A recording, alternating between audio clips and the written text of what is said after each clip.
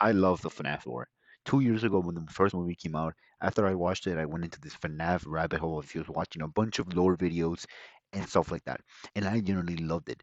And yet again, 2 years later, now the FNAF 2 release, I went yet again into another FNAF rabbit hole, just rewatching lore videos and watching new lore videos I haven't seen before, and I love it again. FNAF lore is generally one of the coolest and like most well, like I don't know how to say it, but like it's generally one of the coolest lores of any like horror video game or whatever that I've ever seen. I know a lot of people like have problem with the lore because not everybody knows like what happened specifically at what time. So I'm mainly gonna be focusing on like this video I saw that broke down the lore, and so everything that I know and everything that I love is based off this video right here. So I'm gonna just talk about that, the lore from like this video. And from this, if this really is like the truly the FNAF lore, then it's generally so incredible and it generally has so much potential in terms of like movies and shows. Because like, dude, it's really good. Like it's really great. It's very interesting. Like for one, William Afton and how he like becomes, he starts killing kids. His partner Henry Emily, his daughter being killed by William Afton. How all the kids that William killed stuff into the animatronics, and that's generally like very dark. And like I said back 2 years ago, I made like a video saying that William Afton was terrifying. And he generally is terrifying. I mean, this dude literally killed children and was dressing up like a yellow rabbit while doing it. Like, how is that not terrifying? Like, imagine your little Timmy, going to FNAF and Five Freddy, going to Freddy's. You're playing your arcade, you're eating your pizza, and then you see like this yellow rabbit, telling you to follow him. And your little Timmy doesn't really understand. He just sees a yellow rabbit. It's like if he was in Chuck E. Cheese and he saw Chucky, like those the people who dress up like that. Like if little Timmy saw that, he's gonna follow him. Like little Timmy doesn't know that this guy's a serial killer who's actually gonna kill him. Like little Timmy's not gonna know that. So of course he's just gonna follow him. He's literally just a kid. And then out of nowhere, pow, dead, just gone. He's finished, just like that. And he's now stuck in the animatronic for like the rest of his life.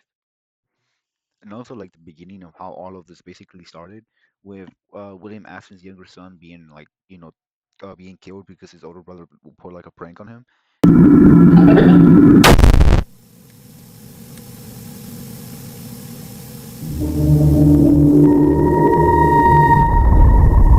Was that the bite of 87? And it's generally like a very awful way to go, the way he went out.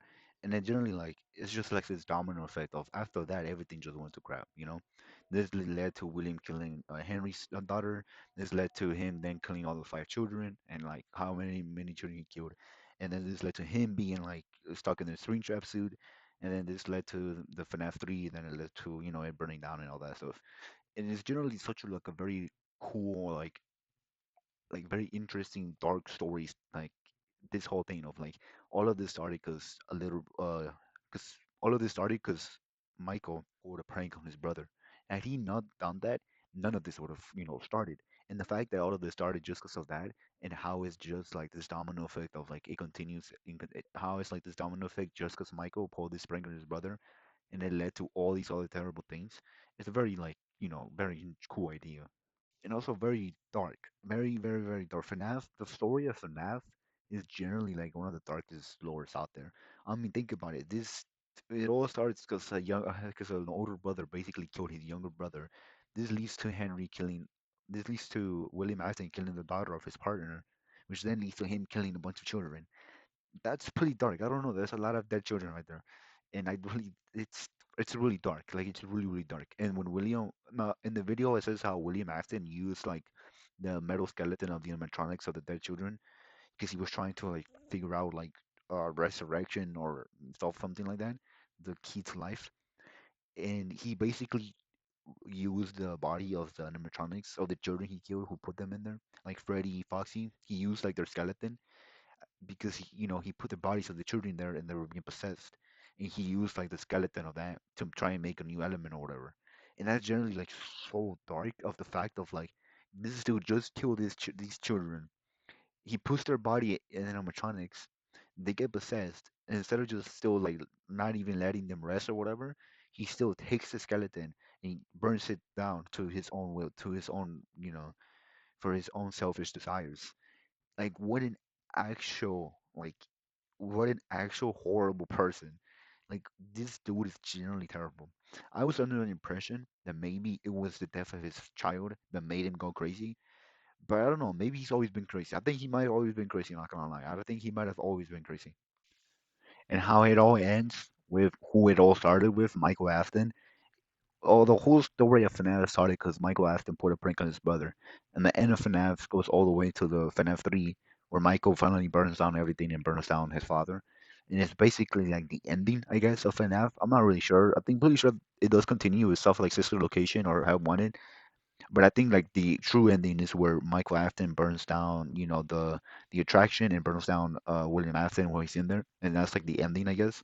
I think that's very poetic as how like all of this started because Michael pulled a prank on his brother, and it led to him dying, and it led to William going after children and killing them and stuff like that. And then it finally ends with Michael being the one to finally put an end to all of it. I don't know. I think that's really cool.